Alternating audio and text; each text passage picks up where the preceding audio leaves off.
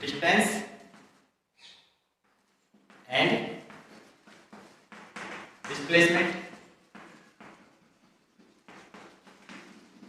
can be same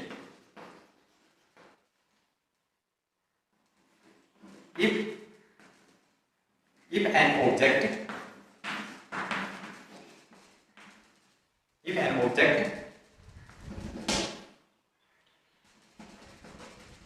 moves in a straight line without changing its direction of motion, then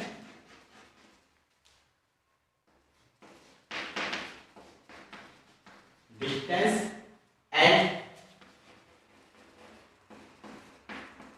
displacement are equal in numeric value. Distance और displacement बराबर हो सकते हैं कब होंगे? जब कोई object move in straight line without changing its direction of motion from, ठीक है। तो इसका मतलब क्या है कि कोई ऑब्जेक्ट, देखिए स्टूडेंट ध्यान दीजिए कि कोई ऑब्जेक्ट, जैसे यहां पे कोई ऑब्जेक्ट ए पॉइंट से चला, अब ये सीधा एक स्ट्रेट लाइन में मोशन कर रहा है बी पॉइंट, ठीक है। अब इस ऑब्जेक्ट ने यहां से वहां तक कोई भी डायरेक्शन चेंज नहीं की, तो ए और बी के बीच में डिस्टेंस कितना होगा? जितनी ये डिस्टेंस है, इसे मान लेते हैं हम, ये है 50 किलोमीटर, और इसी के बीच में आप डिस्प्लेसमेंट पूछा जाए तो क्या होगा? The shortest distance between A and B, that is also 50 kilometre, okay, and distance also 50 kilometre. तो इस एग्जांपल से हम समझ सकते हैं कि डिस्प्लेसमेंट और डिस्टेंस बराबर होगी जब कोई ऑब्जेक्ट इनिशियल पॉइंट से लेकर फाइनल पॉइंट तक अपनी डायरेक्शन कहीं भी चेंज ना करे, मतलब कि वो स्ट्रेट लाइन में मूव करे, ठीक है। तो उसे हम क्या कहेंगे उस टाइम पे? डिस्टेंस एंड डिस्प्लेसमेंट सेम हो सकते हैं। और इससे आगे टॉपिक में अब हम जो नेक्स्ट टॉपिक पढ़ने जा रहे हैं, वहां पे आपके दिमाग में ये कंफ्यूजन नहीं रहना चाहिए कि डिस्टेंस क्या है, डिस्प्लेसमेंट क्या है। और अब तुम जैसे जैसे अपने हायर क्लास में जाते जाओगे तो हमारा ज्यादा फोकस डिस्प्लेसमेंट पे होगा, वेलोसिटी पे होगा। डिस्टेंस और स्पीड हम जस्ट याद रखेंगे, लेकिन आगे हमारे काम आएगी डिस्प्लेसमेंट एंड वेलोसिटी, ठीक है स्टूडेंट। तो अब हम यहाँ लिखते हैं डिस्टेंस इक्वल टू डिस्प्लेसमेंट, इसे क्या होगी? स्ट्रेट लाइन मोशन, ठीक है। मतलब बीच में कोई भी डायरेक्शन चेंज नहीं होगी, एक ही डायरेक्शन में स्ट्रेट लाइन मोशन होगी, तब हमारे डिस्टेंस और डिस्प्लेसमेंट बराबर होंगे। तो अब हम नेक्स्ट टॉपिक्स में इस कंफ्यूजन में नहीं रहेंगे कि डिस्टेंस लेना है या डिस्प्लेसमेंट लेना है, क्योंकि हमने पहले ही मान लिया कि वो ऑब्जेक्ट एक डायरेक्शन में चलेगा, ठीक है। तो हम चलते हैं नेक्स्ट टॉपिक पे।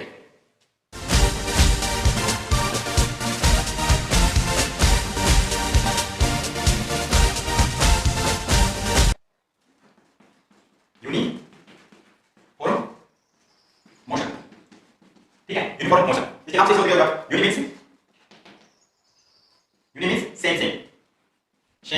सेम, और मतलब टाइम, ठीक है। और उसको मानेंगे ही, तो हम यूनिफॉर्म मोशन को डिफाइन कर सकते हैं। Uniform motion can be defined as when an object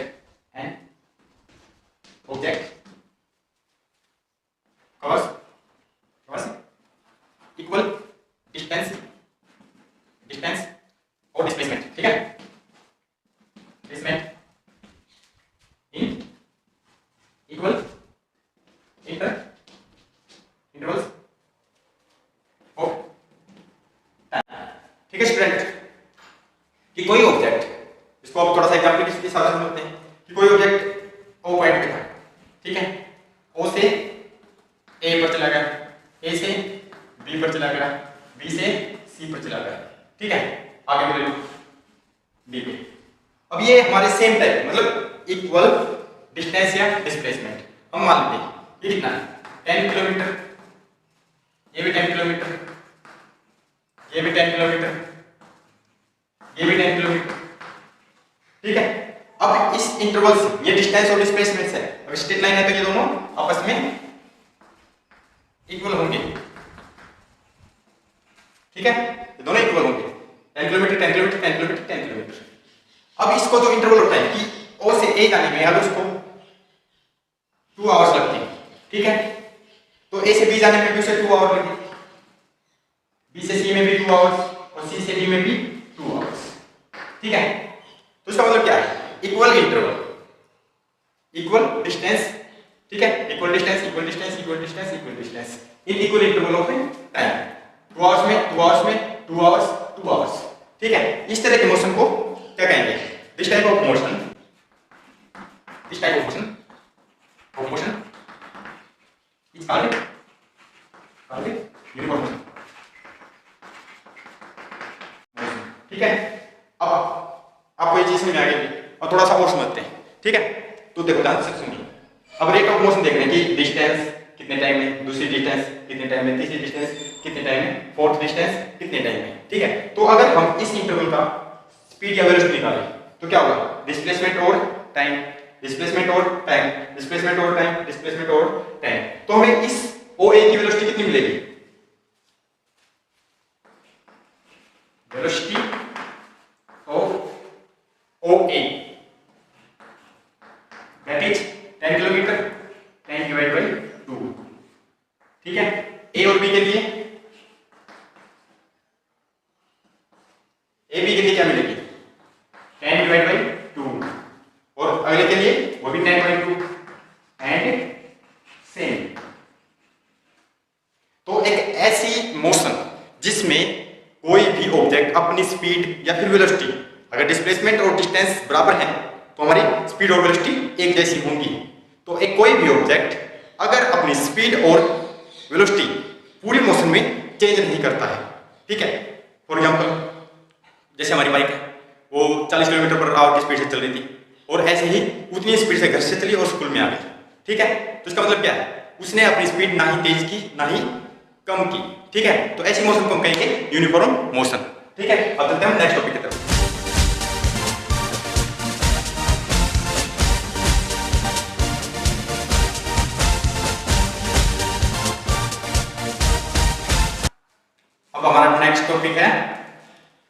अब हमारा नेक्स्ट टॉपिक है नॉन यूनिफॉर्म मोशन।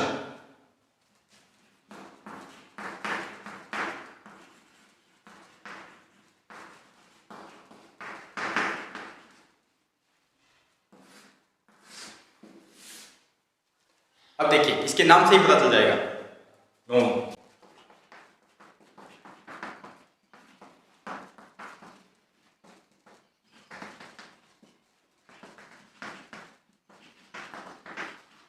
ठीक है।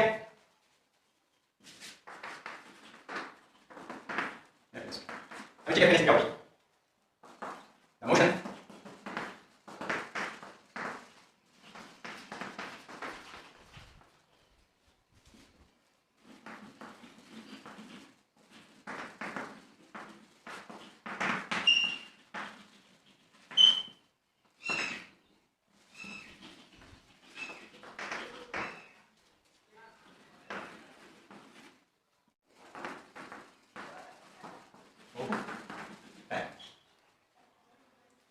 ठीक है स्टूडेंट। अब हम पढ़ेंगे नॉन यूनिफॉर्म मोशन। देखो इसके नाम से ही पता है नॉन मतलब नॉन, यूनिफॉर्म मतलब सेम, फॉर्म मतलब टाइप मोशन। एक ऐसी मोशन जो सेम नहीं होगी। अगर हम कोई सी मोशन के छोटे छोटे टुकड़े को एनालिसिस करेंगे तो उसमें मोशन हमें सेम नहीं मिलेगी, ठीक है। अब बात आती है उसकी डेफिनेशन की, the motion in which the object cover unequal distance, ठीक है। अगर स्ट्रेट लाइन मोशन होती है दोनों फिर बराबर होंगे, ठीक है। तो unequal distance along with unequal interval of time, ठीक है, कि टाइम भी सेम नहीं होगा डिस्टेंस भी सेम नहीं होगी, ठीक है। तो अब हम एक छोटा सा एग्जांपल ले लेते हैं, ठीक है।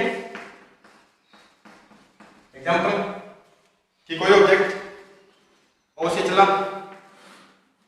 ए पर चला गया 5 किलोमीटर 2 आवर्स, ठीक है। फिर ए से बी तक 15 किलोमीटर 1 आवर।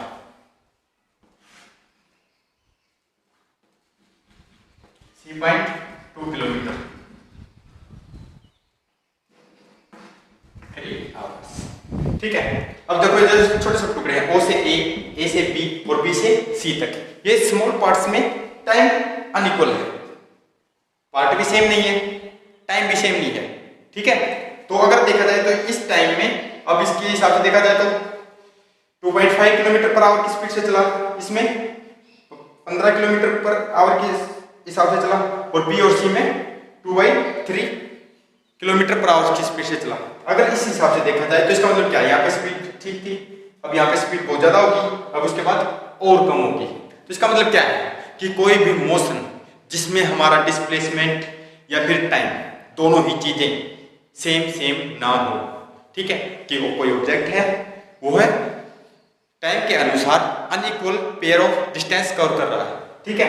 तो इसका मतलब क्या है, वो है कोई भी ऑब्जेक्ट जब सेम इंटरवल ऑफ टाइम में अनइक्वल डिस्टेंस कवर करेगा तब भी वो नॉन यूनिफॉर्म मोशन होगा। अगर वो सेम इंटरवल ऑफ टाइम्स में अनइक्वल डिस्टेंस ट्रेवल करेगा, ध्यान से देखिए क्या था, डिस्टेंस और time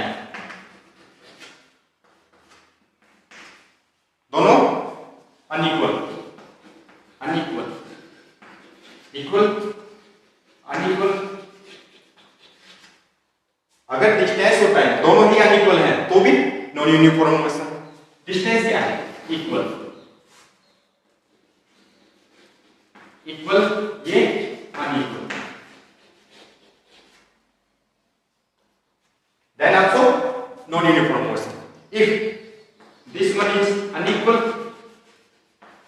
and this is equal, ठीक है, तो भी क्या हो गया मेरे मोशन, नॉन यूनिफॉर्म, ठीक है। दोनों अनइक्वल है, तभी नॉन यूनिफॉर्म। डिस्टेंस के पार्ट सेम है, 10 किलोमीटर 10 किलोमीटर 10 किलोमीटर, लेकिन क्या है, पहले में 1 घंटा ले रहा है, दूसरे में 2 घंटे, तीसरे में 3 घंटे। उसका मतलब क्या है, उसकी स्पीड कम या फिर ज्यादा हो रही है। उस तरह की मोशन को हम क्या कहेंगे, नॉन यूनिफॉर्म मोशन, ठीक है स्टूडेंट।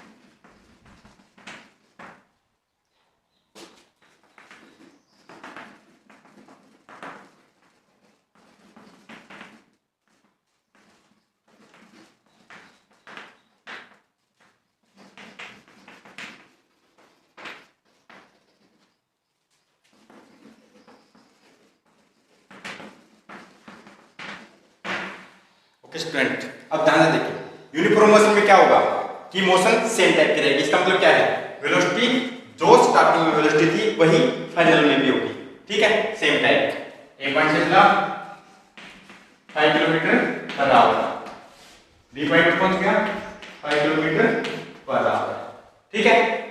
हर जगह क्या थी, 5 5 5 5 5 हर जगह सेम, ठीक है। अब आते हैं non uniform, velocity do not remain same. इसका मतलब क्या है कि ए पॉइंट से चला 5 किलोमीटर पर आवर की स्पीड से चला, बीच में 6 किलोमीटर पर आवर, फिर 7 किलोमीटर पर आवर, फिर 3 kilometre per hour, B point 0 kilometre per hour. तो इसका मतलब क्या हो सकता है कि हमारी वेलोसिटी चेंज होती रहेगी। इसका मतलब क्या है, नॉन यूनिफॉर्म मोशन, ठीक है। अब इसमें वेलोसिटी चेंज होनी बंद हो गई। अगर वेलोसिटी या फिर स्पीड चेंज होते हैं तो उसके बाद हमारी एक नई टर्म यूज होती है जो कि हमारा नेक्स्ट टॉपिक है।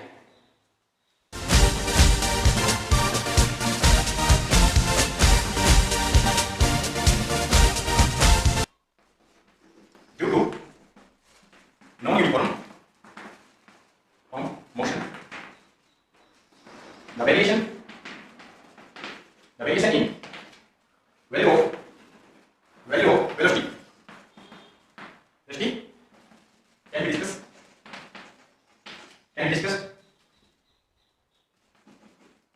it as acceleration. ठीक है, ये देखो नहीं तो अगर कोई नॉन यूनिफॉर्म मोशन है, ठीक है, कोई नॉन यूनिफॉर्म मोशन जिसमें वेलोसिटी चेंज हो रही है, अगर हम उस चेंज ऑफ वेलोसिटी को डिस्कस करते हैं तो वेरिएशन ऑफ वेलोसिटी टाइम के हिसाब से किस तरह से डिस्कस किया जाएगा, एक्सेलरेशन के, ठीक है। तो एक्सेलरेशन को अब हम पढ़ेंगे, ठीक है।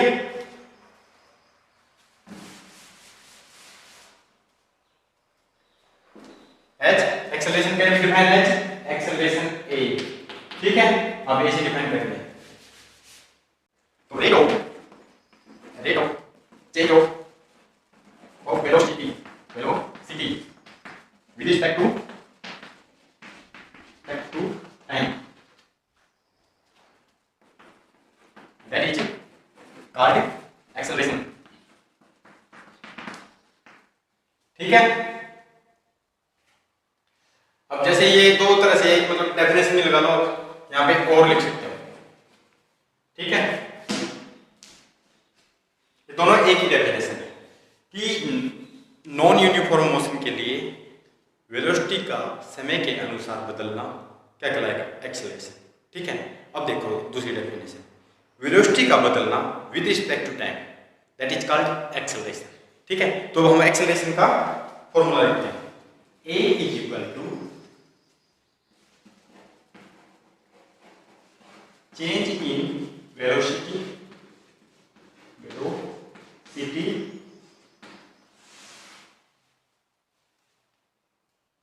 time taken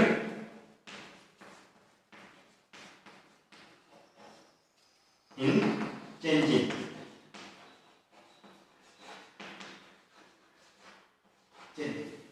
ठीक है।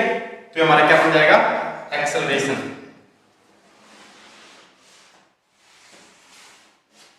ठीक है।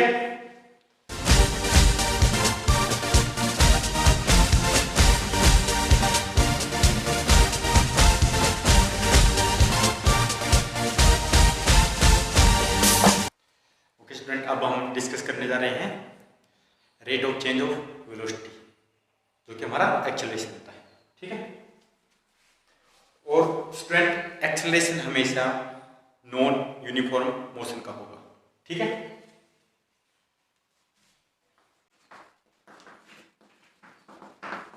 Acceleration this can be defined H the rate of changing velocity with respect to time, ठीक है। तो एक्सेलरेशन क्या होगा, वेलोसिटी में चेंज। तो एग्जांपल देख लेते हैं इस साइड कि कोई ऑब्जेक्ट ए पॉइंट पे हमने देखा ए पॉइंट पे उसकी वेलोसिटी क्या है, 4 metre per second. Velocity and speed also can be, मतलब ऐसा unit of speed and velocity that is metre per second, ठीक है। तो हमारी इनिशियल वेलोसिटी क्या है, ए पॉइंट पे इनिशियल वेलोसिटी, ठीक है। और वो बी पॉइंट पे चला, बी पॉइंट पे 8 metre per second, that is final velocity. कि कोई ऑब्जेक्ट पहले ए पे था, मतलब मोशन में था, तो उस टाइम पे हमने देखा कि वेलोसिटी कितनी है उसकी, 4 metre per second initial velocity. फिर उसके बाद उसने कुछ सेकंड्स बाद 8 मीटर पर सेकंड कर ली फाइनल वेलोसिटी। जो ये मतलब वेरिएशन हुआ है, ये वेरिएशन, इसमें टाइम लगा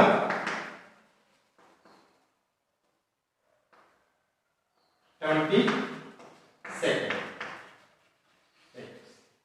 ठीक है। किसी ऑब्जेक्ट को अपनी 4 मीटर पर सेकंड की वेलोसिटी को 8 मीटर पर सेकंड की वेलोसिटी करने में 20 सेकंड लग गए, ठीक है। तो इसका मतलब क्या है, जो variation in velocity with respect to time, तो इसका मतलब क्या, उसने खुद को एक्सेलरेट किया, ठीक है। तो इसका मतलब क्या है, change in velocity,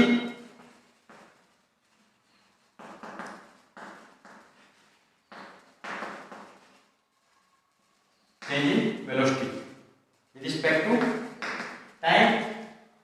time change होने में क्या लगा, तो एक्सेलरेशन इज, इनिशियल वेलोसिटी क्या है 4, फाइनल वेलोसिटी कितनी है 8, दोनों सेम है, तो मीटर पर सेकंड आएगा। और चेंज होने में कितना टाइम लगा 20 सेकंड, 20 सेकंड, ठीक है। तो 16 होने के बाद क्या आ गया हमारा, 8 में से 4 गए 4, divide by 20, 1/5, that is 1 divide by 5 metre per second and again second, ठीक है। तो इसका मतलब क्या है, यहां से हमें एक्सेलरेशन की यूनिट भी मिल जाएगी, ठीक है। तो 1 divide by 5 metre per second and second, ठीक है। मतलब ये इसके 1 बटे में चले जाएगा, तो सेकंड 2 टाइम्स हो जाएगी, ठीक है। That is 1/5 metre per second square, ठीक है। तो इसका मतलब क्या है कि जब वेलोसिटी बदलती है किसी समय के अनुसार, तो उसको हम क्या करते हैं, rate of change of velocity with respect to time, that is acceleration, ठीक है। तो इसका यूनिट क्या हो जाएगी, unit of acceleration that is metre per second square, और ऐसे भी लिख सकते हैं इसको -2। अब बात आती है कि ये जो वेरिएशन ऑफ वेलोसिटी है विद रिस्पेक्ट टू टाइम, कई बार ये भी हो सकता है कि जो मतलब पहले इंटरवल में जो वेलोसिटियों में चेंज हुआ वो कुछ हुआ, सेकेंड इंटरवल में वेलोसिटी का चेंज कुछ अलग हो। इसका मतलब क्या था, पहले मतलब देखो शुरू से समझ लो, जब हमारी डिस्प्लेसमेंट या डिस्टेंस टाइम के हिसाब से इक्वली चेंज हो रहा था तो वो था यूनिफॉर्म मोशन, ठीक है। अगर हमारा डिस्प्लेसमेंट या फिर डिस्टेंस टाइम के अकॉर्डिंग इक्वली चेंज नहीं हो रहा था तो नॉन यूनिफॉर्म मोशन, ठीक है। नॉन यूनिफॉर्म मोशन से हमें क्या मिला, एक्सेलरेशन। अब एक्सेलरेशन क्या है, एक्सेलरेशन है change in velocity with respect to time, मतलब वेलोसिटी बदल रही है टाइम के अनुसार, ठीक है। तो इसका मतलब क्या है, जो वेलोसिटी में चेंज है वो भी तो इक्वल हो सकता है, या फिर वेलोसिटी का जो चेंज है वो अनइक्वल हो सकता है। तो अब हम उन चीजों को भी पढ़ सकते हैं, ठीक है। जिसे देखो डिस्टेंस एंड टाइम इक्वल थे तो uniform motion, distance and time अलग अलग है, मतलब चाहे ये अलग हो चाहे ये अलग हो, डिस्टेंस या टाइम अलग अलग थे, नॉन यूनिफॉर्म मोशन, ठीक है। ऐसे ही अगर वेलोसिटी का चेंज होना और टाइम, वेलोसिटी इक्वल बदल रही है with respect to equal time, that is uniform accelerated motion. अगर वेलोसिटी अनइक्वल चेंज हो रही है, टाइम अनइक्वल चेंज हो रहा है, that is non uniform accelerated motion, की एक्सेलरेशन सेम नहीं है, तो नॉन यूनिफॉर्म एक्सेलरेटेड मोशन। अगर एक्सेलरेशन सेम है हर पार्ट में, that is uniform accelerated motion, ठीक है।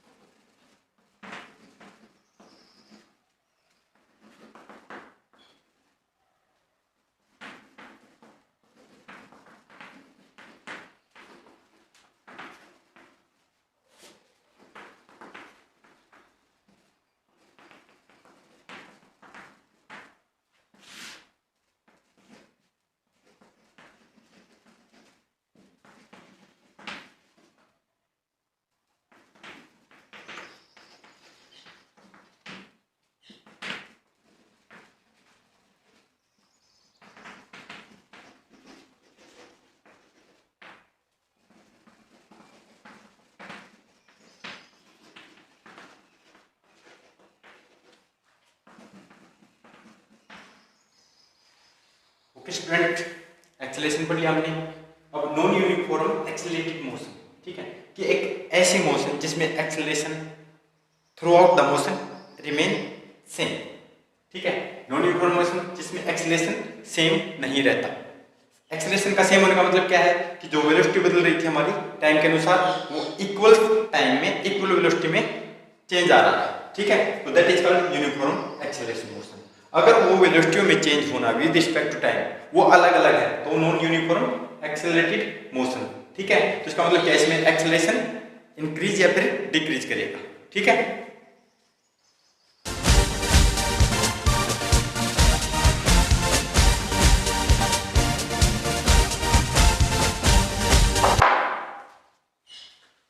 अब हम देखते हैं मतलब एक्सेलरेशन को, एक दो पॉइंट हो रहा है एक्सेलरेशन के, उसको देखते हैं, ठीक है।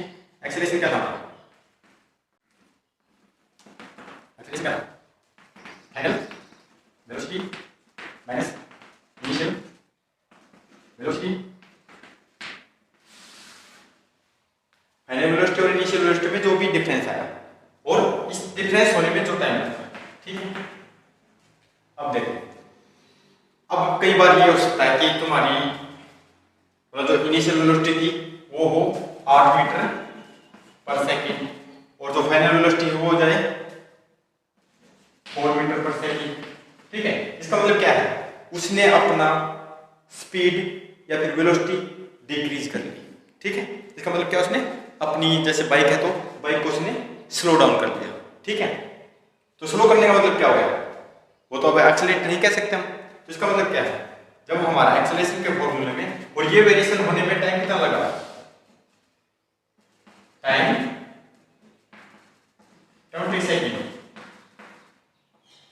ठीक है। इसका मतलब क्या, 20 second.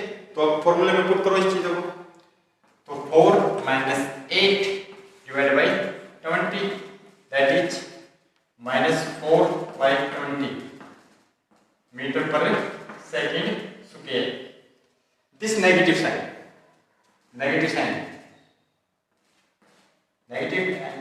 shows decrement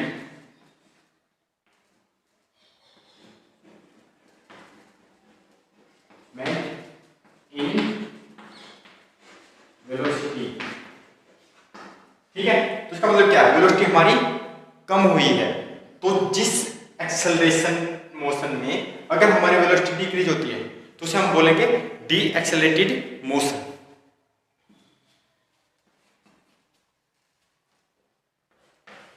D acceleration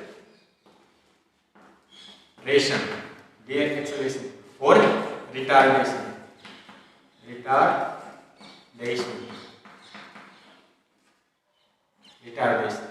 ठीक है। अगर नेगेटिव साइन आता है, देखो जो हमारा एक्सेलरेशन है वो है variation of velocity with respect to time. अगर ये सारी चीजें हमारी वेलोसिटियों का जो डिफरेंस आता है, मतलब चेंज इन वेलोसिटी, अगर वो पॉजिटिव आता है तो सिंपल एक्सेलरेशन। अगर जो वेलोसिटी का डिफरेंस नेगेटिव आ जाता है तो उसे हम बोलते हैं डी एक्सेलरेशन या फिर रिटार्डेशन, ठीक है। अब देखो स्टूडेंट, हमने मोशन पढ़ ली, टाइप्स पढ़ लिए, स्पीड वेलोसिटियों में चेंज होना पढ़ लिया, एक्सेलरेशन का चेंज होना या ना चेंज होना वो भी पढ़ लिया।